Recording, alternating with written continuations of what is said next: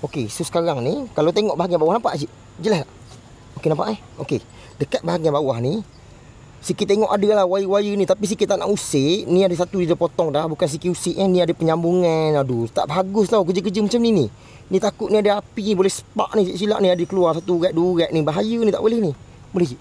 Dapat kan? Okey. So ada wire kat ni, tak tahu dia tarik ni apa. Kita cabut takut hilang dia punya sistem kereta dia, apa benda entah switch dia buat ni. Dengan korang tengok ni sendiri, bahaya betul kau. Gila betul. Ni nak cabut satu kerja ni. Ni kalau misfire macam ni bahaya tau. Boleh short kereta tau. Nanti kita betulkan balik dah hancur semua dah.